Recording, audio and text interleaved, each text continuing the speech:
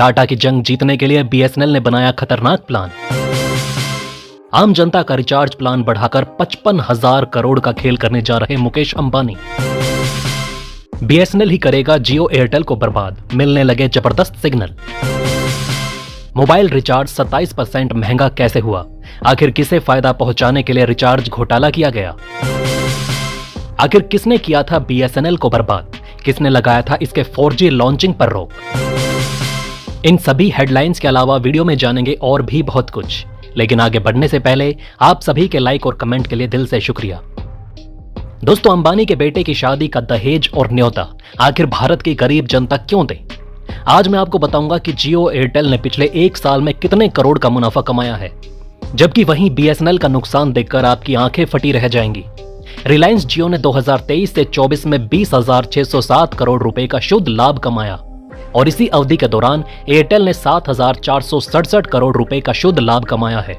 इतना ज्यादा मुनाफा कमाने के बाद भी ये कंपनियां गरीब ग्राहकों को क्यों चूसना चाह रही हैं और उनके खिलाफ सरकार कोई कदम क्यों नहीं उठा रही, इसके पीछे का घोटाला और खुलासा हम आगे करेंगे।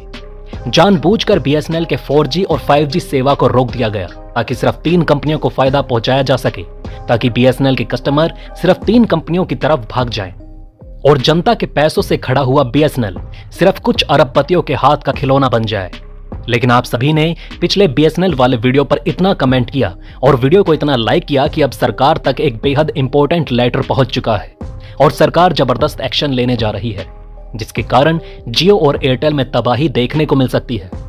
सोशल मीडिया पर यह दावा किया जा रहा है कि पिछले चुनाव में जियो ने 375 करोड़ तो एयरटेल ने 234 करोड़ का दिया चंदा, लेकिन इस छोटे से चंदे के बदले इन कंपनियों को कितना फायदा होने वाला है वो आंकड़ा भी आपको दिखाऊंगा। पिछली बार के दूरसंचार मंत्री अश्वनी वैष्णव ने मई 2023 में कहा था कि बीएसएनएल कुछ हफ्तों में अपनी 4G सेवा शुरू कर देगा और दिसंबर तक इसे 5G में अपग्रेड कर दिया जाएगा, लेकिन अभी तक सरकारी कंपनी 4G सेवा शुरू ही नहीं कर पाई। मैं आप सभी से पूछना चाहता हूं कि आखिर किसके दबाव में और किसे फायदा पहुंचाने के लिए सरकार ने बीएसएनएल का आज तक 4G सेवा भी शुरू नहीं किया।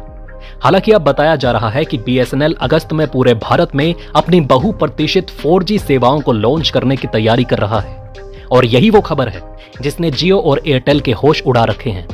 उधर मुकेश अंबानी की जियो 55,000 करोड़ की आईपीओ ला रही है। एक तरफ रेट बढ़ाकर जनता से पैसा वसूल लिया गया और अब मार्केट में एंट्री मारकर वहां से भी पैसा वसूला जाएगा।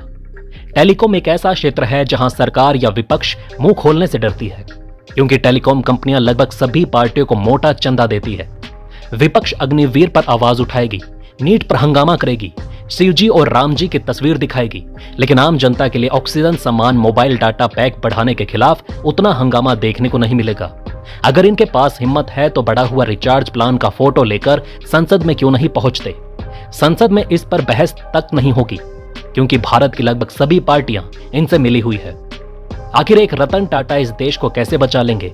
वो अकेले भारत के आम नागरिकों का जीवन कैसे बदल देंगे? सिर्फ 3 लोगों को फायदा पहुंचाने के लिए टाटा डोकोमो को भी बंद कर दिया गया। बीएसएनएल को बचाने के लिए आप सभी को एकजुट होकर सच, न्याय और इंसाफ के पक्ष में आवाज उठाने की जरूरत है। अगर आप लोगों ने सही तरीके से आवाज उठाया तो फिर रतन टाटा की कंपनी भारत की जनता की भलाई के लिए टेलीकॉम इंडस्ट्री में कूद जाएगी। इन्होंने हमेशा देश के लिए काम किया है, बाद में मुनाफा सोचा है और आज भी बीएसएनएल के साथ मिलकर देश के कई हिस्सों में टावर लगाने का काम कर रहे हैं ताकि गरीब जनता तक सस्ता इंटरनेट पहुंच सके। लेकिन इतने से काम नहीं चलेगा। रतन टाटा जी को पूरी शक्ति के साथ मैदान में कूदना होगा। जरूरत पड़ने पर उन्हें एयर इंडिया की तरह बीएसएनएल भी खरीद लेना चाहिए, तब जाकर जियो और एयरटेल को कड़ी टक्कर मिल सकेगी। अगर आप मेरी बातों से सहमत हैं तो अपनी राय जरूर लिखें। हालांकि मैं आपको बता दूं कि इस वक्त बीएसएनएल 5,000 करोड़ से ज्यादा का सालाना घाटा रिपोर्ट कर रही है और यह पैसा जनता की जेब से दिया जा रहा है। जनता को जब एक बार किसी सस्ते चीज की आदत लग जाती है तो वो उसी में मदमस्त हो जाते हैं और बाद में उसे पाने के लिए वो जुल्म सहने के लिए भी तैयार हो जाते हैं। जनता की इसी बुरी आदत का फायदा भारत के पॉलिटिशियन और बिजनेसमैन मिलकर उठाते हैं। खाने के लिए आप लोगों को अनाज मिलता रहेगा। इन लोगों से कागज पर इनके अंगूठों के निशान ले लूं ठाकुर? अभी नहीं, पहले इन लोगों को हराम की खाने की आदत पड़ने दो, उसके बाद जनता को फ्री में सिम बांटकर उन्हें फ्री का डाटा देकर सबसे पहले छोटे मोटे टेलीकॉम प्लेयर जैसे कि Aircel, Tata Docomo, Uninor, hatch जैसी टेलीकॉम कंपनियों को पूरी तरह खत्म कर दिया गया। और फिर बाद में मात्र 3-4 कंपनियों ने मिलकर जनता को जाल में फंसाने के लिए अपना कार्टेल तैयार किया। आप स्क्रीन पर देख सकते हैं, पहले भारत में इतनी सारी टेलीकॉम कंपनियां एक्टिव थी, लेकिन पूरी प्लानिंग के साथ इनमें से आधे से ज्यादा को खत्म कर दिया गया। रतन टाटा की टाटा डोकोमो भी नहीं बच पाई। बीएसएनएल को आईसीयू में भेज दिया गया और फिर मासूम जनता के साथ ऐसा कांड किया गया कि जनता भागकर कहीं और जा ही नहीं सकती थी। ये मासूमों के साथ अरबपतियों का खिलवाड़ नहीं तो और क्या है। सिंडिकेट की तरह से एकजुट होकर बचे हुए सभी प्राइवेट टेलीकॉम कंपनियों ने दाम बढ़ाया और ग्राहकों को भागने का मौका तक नहीं दिया। सरकार चुपचाप तमाशा देख रही है।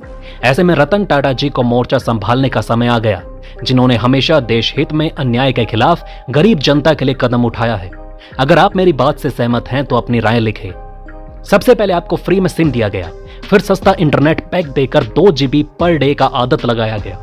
सस्ते डाटा के नशे में आकर भारत की जनता ने पबजी और पोकेमोन खेलना शुरू कर दिया। मोबाइल पर IPL देखे जाने लगे। आप लोग 2 GB, 1.5 GB और 1 GB का रिचार्ज प्लान कराने लगे। आपको आदत हो गई तो अब कंपनियों ने भी सोचा कि आखिर ग्राहक भागकर जाएगा कहां। सरकार और विपक्ष दोनों तो उनकी जेब में ही हैं। उन्होंने सभी पार्टियों को चुनाव में चंदा भी दिया है। पहले से तो मुनाफा हो ही रहा था, 15 से 27% बढ़ाकर अपना खजाना फिर से भरते हैं। चुनाव में दिया गया चंदा वापस वसूलते हैं। आप नीचे मुझे कमेंट में बताएं कि आखिर ग्राहकों का सुनने वाला है कौन। उधर सोनिया गांधी के साथ 1 घंटे तक मीटिंग की जाती है और उन्हें न्योते का कार्ड दिया जाता है ताकि विपक्ष भी इस महंगे रेट प्लान को लेकर संसद में ज्यादा हंगामा ना करे और इस मामले को ठंडे तरीके से हल करे। तो फिर जनता करे तो करे क्या। दोस्तों, आगे बढ़ने से पहले चैनल को सब्सक्राइब करें, जागरूक रहें और सुरक्षित रहें। लेकिन अब मेरी बात जरा ध्यान से सुनिए, क्योंकि बीएसएनएल को लेकर कई खुशखबरियां भी सामने आ रही हैं। दोस्तों, आप हमें नीचे कमेंट में बताएं कि आखिर आप किस कंपनी के सिम कार्ड को सपोर्ट कर रहे हैं। देखिए, साफ साफ कहें तो भारत के टॉप 3 प्राइवेट टेलीकॉम ऑपरेटर्स जियो, एयरटेल और वोडाफोन ने अपने रिचार्ज प्लान की कीमतों को 10 से 27% तक बढ़ा दिया है। इसे देखते हुए बीएसएनएल के कर्मचारी संघ ने केंद्रीय संचार मंत्री को एक बेहद महत्वपूर्ण पत्र लिखा।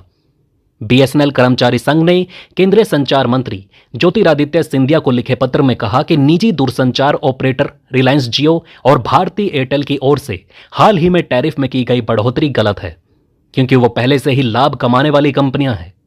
पत्र में कहा गया कि पहले बीएसएनएल से प्रतिस्पर्धा के कारण प्राइवेट टेलीकॉम सर्विस प्रोवाइडर को अपने टैरिफ में मनमानी वृद्धि करने से रोका जाता था। हालांकि अब परिदृश्य बदल गया है। जियो ने करीब 2.5 साल के अंतराल के बाद टैरिफ बढ़ाया है, वहीं एयरटेल और वोडाफोन ने 1.5 साल के भीतर एंट्री लेवल टैरिफ बढ़ाया है। जियो और एयरटेल को टक्कर देने के लिए बीएसएनएल ने ऐलान किया कि उसने आत्मनिर्भर भारत पहल के तहत पूरे देश में 10,000 4G साइट्स सफलतापूर्वक तैनात कर दी हैं। इससे बीएसएनएल का 4G नेटवर्क देश के बड़े हिस्से में आसानी से पहुंच सकेगा। खास बात यह है कि बीएसएनएल जहां भी अपने नेटवर्क को अपग्रेड कर रही है, उसे भविष्य में 5G में बदलना आसान होगा। अब यह देखना दिलचस्प होगा कि कहीं बीएसएनएल के इन सभी साइटों पर अरबपतियों का कब्जा ना हो जाए। बीएसएनएल की तरफ से तमिलनाडु के कई शहरों में नई सर्विस की शुरुआत की गई। अब यहां पर यूजर्स आसानी से बीएसएनएल की 4G सर्विस का लाभ उठा सकते हैं।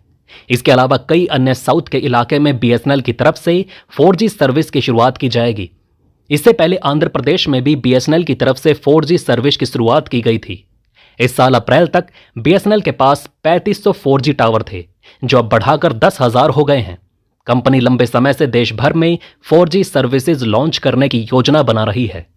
टेलीकॉम टॉक की रिपोर्ट के अनुसार बीएसएनएल ने हरियाणा, पंजाब, उत्तराखंड, हिमाचल प्रदेश और पश्चिमी उत्तर प्रदेश समेत उत्तरी राज्यों में 4G लॉन्च करते हुए शुरुआती फेज में 8 लाख 4G यूजर्स का बेस बना लिया है।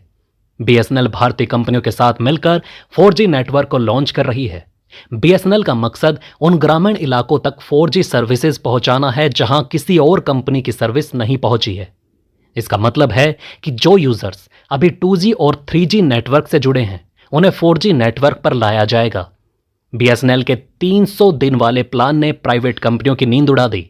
बीएसएनएल ने अपने करोड़ों यूजर्स के लिए 797 रुपए का एक नया प्लान लॉन्च किया है, जिसमें आपको 300 दिनों की लंबी वैलिडिटी मिलती है, जहां जियो और एयरटेल जैसी बड़ी कंपनियां 84 या 90 दिनों की वैलिडिटी देती है।